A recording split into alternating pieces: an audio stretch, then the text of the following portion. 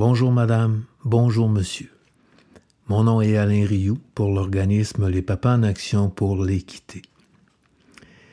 Hier, je vous ai présenté le tableau que vous voyez maintenant sur les ressources de type familial, c'est-à-dire plus précisément en ce qui concerne le placement des enfants québécois par la protection de la jeunesse dans les familles d'accueil. Et nous en avons arrivé à la conclusion que 97% du budget est accordé au placement des enfants et que dans certaines régions comme Montréal et Ottawa et Laval, par exemple, le coût annuel du placement en famille d'accueil d'un enfant peut se chiffrer jusqu'à 50 000 $ par année. Maintenant, aujourd'hui, je vous montre un nouveau tableau pour qu'on regarde l'évolution du budget des familles d'accueil au Québec. Donc, sensiblement, ce sont les mêmes données qui proviennent des mêmes rapports AS 471. Donc, la première colonne de 2018-2019, donc c'est le budget brut. Ensuite, vous avez la colonne 2018-2019 qui concerne le placement d'enfants en famille d'accueil par la DPJ. Et entre ces deux colonnes, vous avez le pourcentage des budgets des centres intégrés de santé et de services sociaux qui est accordé au placement des enfants. Donc, on voit en bas, maintenant qu'au lieu d'être 97%, on tombe à 95%. Maintenant, la colonne de 2013-2014 est le chiffre comparable pour chacun des CI3S. Donc, ce qu'on constate de ce tableau, c'est qu'il y a eu une augmentation budgétaire au cours des 5 dernières années pour le placement d'enfants en famille d'accueil au Québec.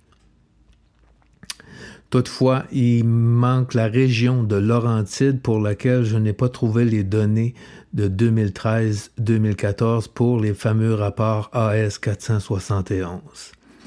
Toutefois, si on regarde l'ensemble des 14 autres régions, on constate par exemple pour la région de l'Estrie, et j'ai vérifié à 2 ou 3 reprises parce que je n'en croyais pas mes yeux, il y a une augmentation de 81% du placement d'enfants.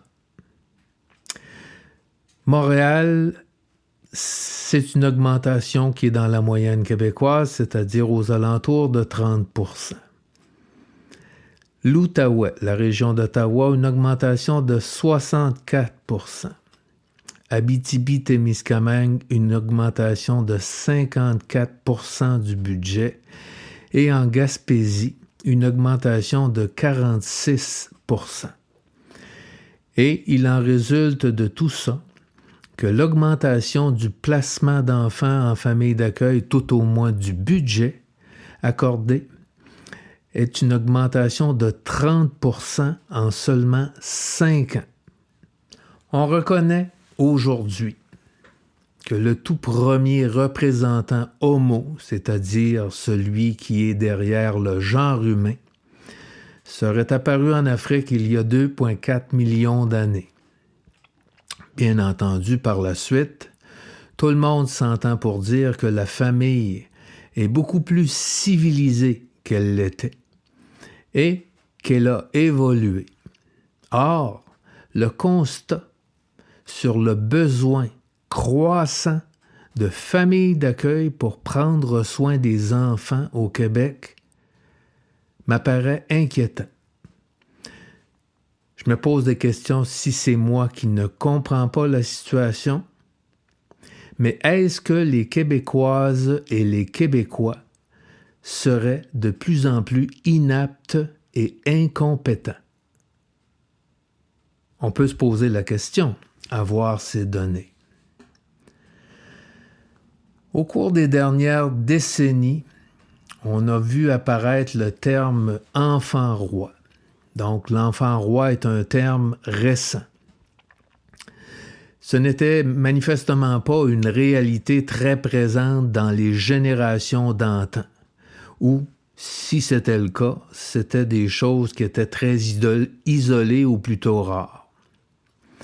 Somme toute, aujourd'hui, on dira qu'un enfant roi peut se décrire comme une jeune personne, permettez-moi le terme, narcissique et égoïste, selon certains psychologues. Alors, est-ce la faute de l'enfant d'aujourd'hui ou nous en sommes rendus face à un problème dans la société? Un problème que nous aurions créé. En réalité, l'enfant roi est un enfant qui a généralement toujours ce qu'il veut et qui a beaucoup plus de pouvoir que les enfants en avaient auparavant. Malheureusement, de l'autre côté, s'il a plus de liberté, cela fait en sorte que cet enfant est habitué d'avoir une place aussi importante que celle des adultes dans les décisions qui sont prises dans son intérêt. Mais ce qui est surprenant, c'est que l'État québécois en soit rendu à s'ingérer dans la vie de la famille et à décider allègrement pour les parents biologiques de cet enfant. Et souvent, même si les motifs peuvent être déraisonnables, voire même abusifs. En vertu des principes fondamentaux de l'évolution humaine, on croit que les individus qui transmettent leur caractère à leur descendance font en sorte que les espèces évoluent et s'adaptent en permanence à leur environnement.